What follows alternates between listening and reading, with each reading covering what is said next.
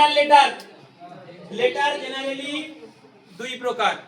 তোমাদের class 9 class 10 আজকে এই ফরম্যাটটায় যা ইনফরমেশন দেওয়া আছে যে কোনো ফর্মাল লেটার তোমরা লিখতে পারবে।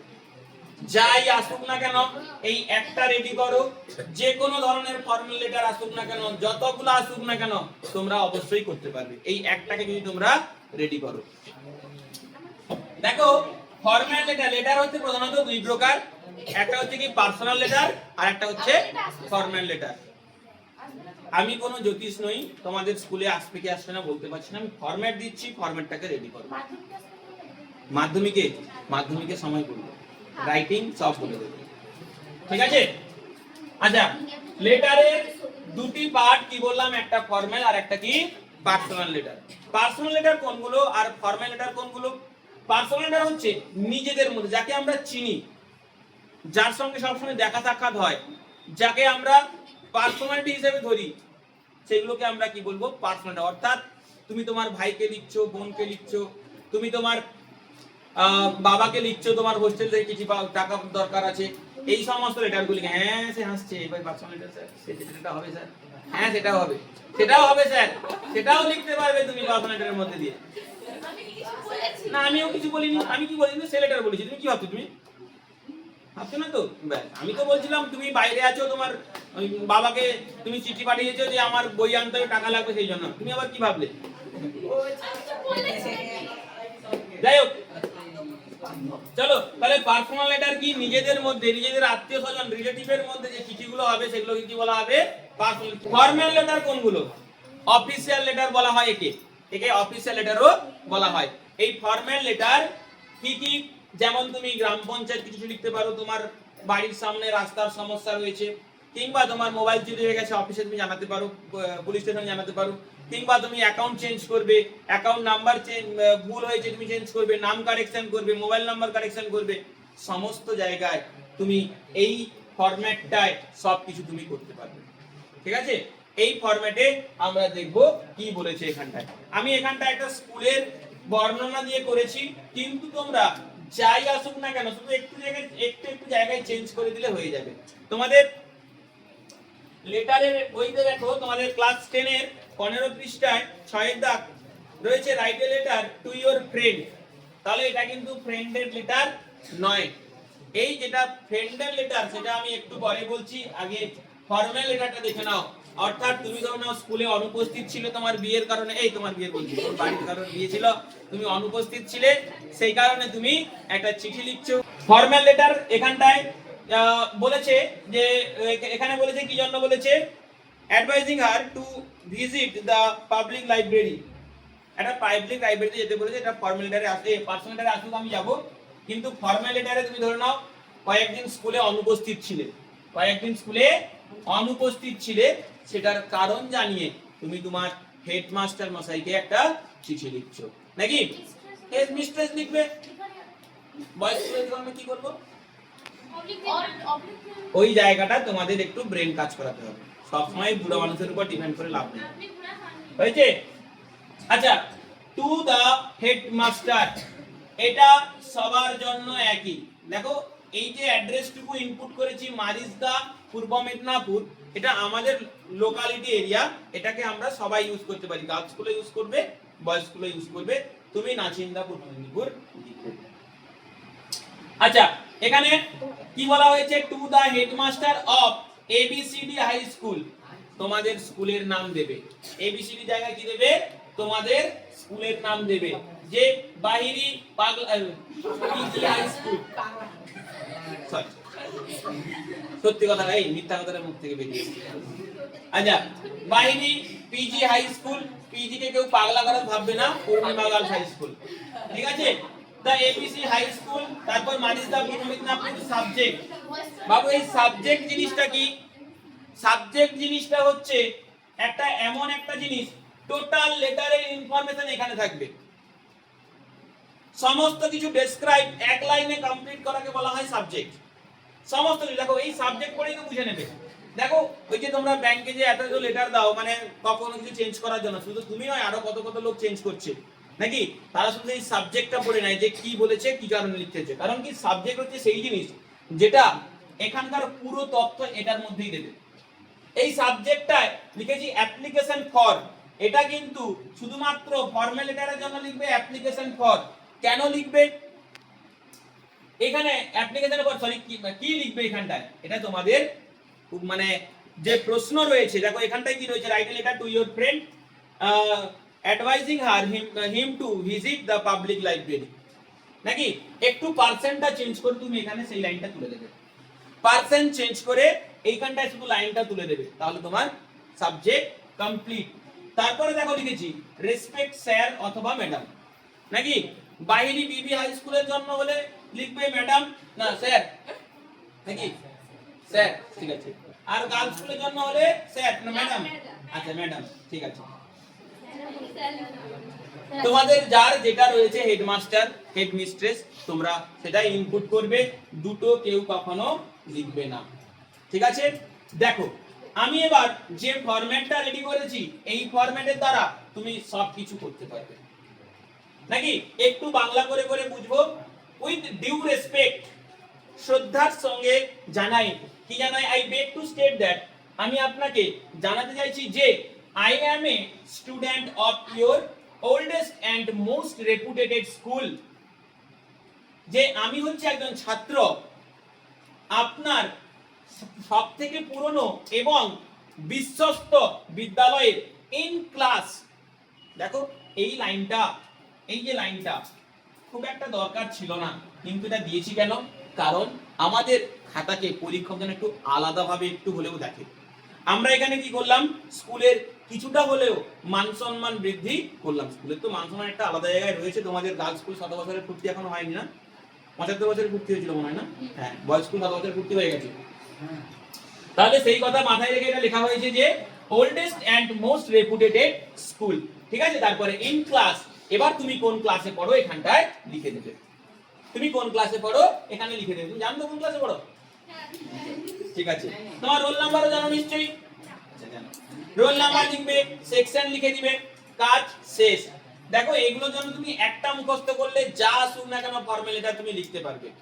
তারপরে বলছে I am writing this letter to tell you that, আমি এই চিঠিটি লিখছি আপনাকে বলবার জন্য যে, কি বলবার জন্য চিঠি লিখছো, এবার তোমাকে এক থেকে দু লাইন লিখতে হবে। এই প্রথম লাইনটা কোথা থেকে লিখবে, এই যে এখানটায় লিখেছো না, এই লাইনটা তুমি এখানটায় তুলে দেবে। মুখস্থ করবার, রাইটিং মুখস্থ করবে না, রাইটিং মুখস্থ হয় না। ইসিদা বলছে স্যার আমার আজকে রাইটিং মুখস্থ হয়নি, রাইটিং বাবু মুখস্থ করা হয় না, রাইটিং মুখস্থ করা না। বর্ষা বলছে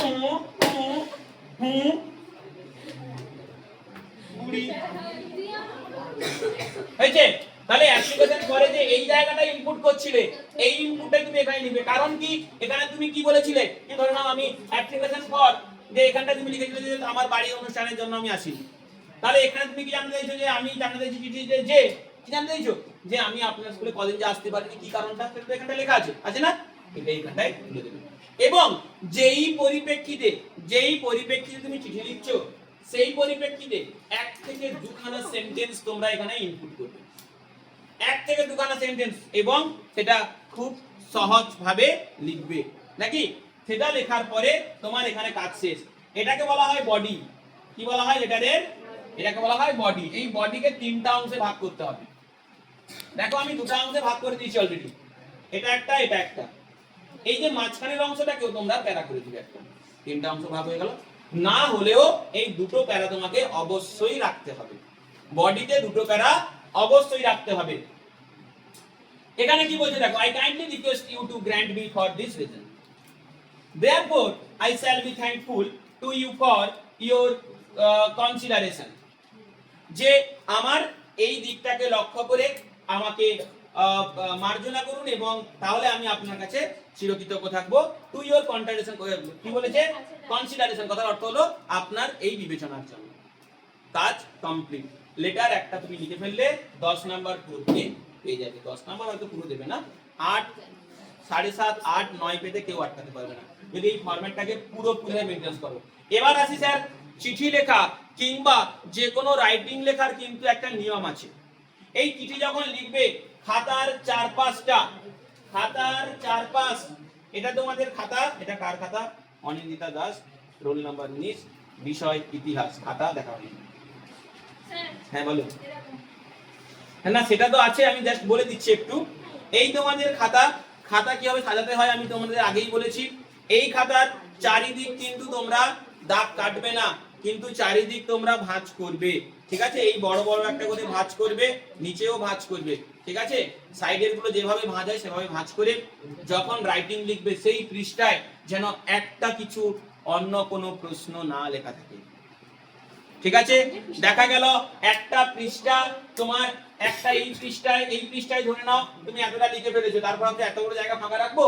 তুমি ফাঁকা রাখো, তাও এখানে রাইটিং লিখবে না, এখানে দাগ কেটে দিবে, নিচে লিখে দিবে পিটিও, অর্থাৎ পেজ টার্ন ওভার দিয়ে একদম পুরোপুরি ফ্রেশ পেজে একটা তুমি কি করবে, একটা রাইটিং সাজাবে। রাইটিং সাজানো দেখো এইভাবেই সাজাবে।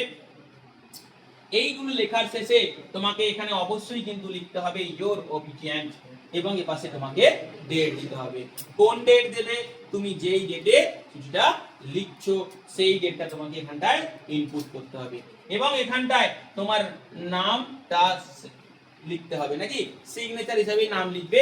আমি এখানটায় দেখো সবকটা কিন্তু ক্যাপিটাল ওয়ার্ডে ক্যাপিটালে লিখেছি, তোমরা কিন্তু ক্যাপিটালে লিখবে না, আমি জাস্ট এখানে বোঝার জন্য, যদি ছোট হাতে লিখি একটু এদিক ওদিক লেখা হয়ে যাবে, বোঝার জন্য কিন্তু তোমাদেরকে এখানটায় পুরোপুরি ক্যাপিটালে লিখে দিয়েছি। তোমরা কিন্তু পরীক্ষায় যেভাবে লেখো সেভাবেই লিখবে, নাকি এখানটায় তোমার নাম থাকবে। তাহলে আমার একটা এমন ফরম্যাট তৈরি হয়ে গেল যে ফরম্যাট দিয়ে আমি অনেক কিছু লিখতে পারি। ধরে নাও তুমি তোমার অ্যাকাউন্টে ফোন নাম্বার চেঞ্জ করবে, তাহলে এই ফরম্যাট দিয়ে কিভাবে লিখবে একটু দেখো। এই টু তো টু থাকলো, দা হেডমাস্টারের জায়গায় কি লিখবো? The bank manager of. ABC high স্কুলের জায়গায় কি লিখবো? ব্যাংকের নাম লিখে দেবো, নাকি? তারপরে দেখো মারিজদা পূর্ব মেদিনীপুর, তোমাদের ব্যাংক যে এরিয়ায় রয়েছে সেই এরিয়ার ছোট্ট একটা অ্যাড্রেস ইনপুট করবে। আচ্ছা, তাহলে এই অ্যাড্রেস দিলাম, সাবজেক্টে লিখবো অ্যাপ্লিকেশন ফর। এবার কি কারণে লিখবে তুমি?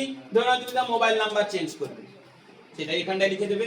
এখানে তুমি তোমার মোবাইল নাম্বার চেঞ্জের ব্যাপারে লিখে দিবে, এবং এখানটায় কি লিখবো? রেসপেক্ট স্যার অথবা ম্যাডাম, যে ব্যাংক ম্যানেজার জেনারেলি কিন্তু ছেলেই হয়, তাহলে স্যার লিখবে, যদি মেয়ে থেকে থাকে তাহলে ম্যাডাম লিখবে। যা আছে হুবহু তুলে যাও, that I am a student. ব্যাংকে স্টুডেন্ট লিখবে নাকি? এইটুকু সেন্স তো আছে। ব্যাংকে কি লিখবে? কাস্টমার। কি লিখবো? Customer of your oldest and most reputed school, bank. এই জিনিসগুলোকে একটু খেয়াল রাখতে হবে। ব্যাংক, তারপরে ইন ক্লাস লিখবে নাকি? কি লিখবে? তোমার এখানে অ্যাকাউন্ট নাম্বার দেবে, তোমার এখানে কাস্টমার আইডি দেবে, তোমার এখানে আইএফসি কোড দেবে, তারপরে এগুলো বইতে পাবে। আরে তুমি কি অরিজিনাল ইনপুট করবে নাকি যখন চিঠি লিখবে? যখন অ্যাকচুয়াল তুমি ব্যাংকে চিঠি লিখতে যাবে তখন তুমি অরিজিনাল ইনপুট করবে, কিন্তু যখন তুমি কি করবে, যখন তোমার পরীক্ষার হলে যদি আসে, যদি পরীক্ষার হলে আসে তোমার অ্যাকাউন্ট নাম্বার দিবে নি জানো, হয়েছে? এই ঠিক আছে, অনেক ভুলভাল একটা নাম্বার 4-5টা করে নাম্বার তুমি ইনপুট করে দাও, কোনো অসুবিধা নেই। তারপর I am writing this letter, এটা তো লিখতে পারি টু টেল ইউ দ্যাট, তোমার আপনাকে বলার জন্য যে, এবার কি জন্য বলছো তুমি মোবাইল নাম্বারটা চেঞ্জ করবে সেই জন্য বলে দিবে, এবং সেখানটা বলে দিবে তাড়াতাড়ি কাজটা করে দিলে খুব ভালো হয়। তারপর এটাই লিখে দাও, কাজ শেষ। কিছু আছে স্যার? ধরে নাও গ্রাম পঞ্চায়েত, গ্রাম পঞ্চায়েতকে লিখছো, রাস্তা খারাপ হয়েছে গো, আমার রাস্তাটা সারিয়ে দাও। আসছে সামনে ভোট, ওই বাবা ঝটপট চিঠি ছাড়া কাজ হয়ে যাবে, না হলে আমার এই গ্রামের ভোট যাবে নি। এক বাবা, সে হাতের টাকা লাগিয়ে হলেও সে রাস্তা করে দিবে, নাকি? হ্যাঁ করবে না? হ্যাঁ করে দিবে, আমাদের রাস্তা তো হয়ে গেছে। জল, ও বাবা, হ্যাঁ হ্যাঁ, ওই তো আমাদের সেই পুকুরের পাশে তো কল আছে, কথা বলে, তাহলে বিশাল দূর রাস্তা দিবে। আচ্ছা, ঘরের দুয়ারে বসিয়ে দিবে, দাঁড়াও পঞ্চায়েতকে ফোন করে বসিয়ে দিবে। আচ্ছা ঠিক আছে, ধরো না ইসিদার জলের কলের সমস্যা হচ্ছে, পঞ্চায়েতকে কি লিখবে? এই লেটারের মাধ্যমে লিখতে পারবো আমরা। এখানটা কি লিখবো? টু দা হেডমাস্টার লিখবো না ব্যাংক ম্যানেজার লিখবো? To the panchayat, gram panchayat member of the, গ্রাম পঞ্চায়েতের নাম লিখবে বা তোমার গ্রামের নাম লিখবে, মানিজদা পূর্ব মেদিনীপুর লিখলে, সাবজেক্ট অ্যাপ্লিকেশন ফর এখানটা তোমার কারণ লিখলে, নাকি রেসপেক্ট স্যার, নাকি? তারপর উইথ ইউ, এগুলো সব হয়ে গেল। কিন্তু এখানটায় ওল্ডেস্ট এন্ড মোস্ট রেপুটেড লিখবে না, না এখানটায় হ্যাঁ লিখতে পারো, তো তোমার গ্রামের ব্যাপারে বলছো, তাহলে এখানে স্টুডেন্ট না লিখে কি লিখবে? কি লিখবে? ভিলেজার, হয়েছে? Of your oldest and most reputed village, নাকি? ইন ক্লাস লিখবো, ইন ভিলেজ নাম লিখবে, তোমার বাড়ির নাম্বার, বাড়ির নাম্বার প্রত্যেকের আছে জানো তো? প্রত্যেক ঘরে বাড়ির নাম্বার আছে, দেখবে বাবা মাকে জিজ্ঞেস করবে আছে বাড়ির নাম্বার, সেগুলো এখানে ইনপুট করে দেবে। বাবা I am writing this letter to tell you, তারপর হুবহু যা আছে তাই তুলে দাও, কাজ মিটে যাবে। বাবা এটা বুঝতে পেরেছো তাহলে? অবশ্যই লিখতে পারো, অবশ্যই লিখতে পারো, ইওর ওবিডিয়েন্ট লিখতে পারো, তুমি ইওর সিনসিয়ারলি লিখতে পারো, কোনো অসুবিধা নেই। এখানটায় অবশ্যই তোমাকে কিন্তু সবগুলো বড় হাতের অক্ষর লেখা যাবে না, সিগনেচার তুমি যেভাবে করো সেভাবে করবে। বা তুমি যদি শর্ট সিগনেচার করছো, মাথায় রাখবে তুমি শর্ট সিগনেচার করা তো উচিত নয়, যদি করছো তার নিচে কিন্তু তোমার নামটা পুরো অক্ষরে লিখে দিতে হবে। ধরুন আমি আমার সিগনেচার একটা করে দিলাম, ঠিক আছে, আমি আমার সিগনেচার করে দেওয়ার পর ডেটও দিয়ে দিলাম, সবকিছু হয়ে গেল, আজকে 26/3/26। এর নিচে কিন্তু আমাকে আমার নামটা পুরোপুরি লিখতে হবে, এর নিচে আমার নামটা পুরোপুরি লিখতে হবে, ঠিক আছে? শর্ট সিগনেচার করবে না, তোমাদের পুরো নামটাই এখানটায় লিখে দেবে।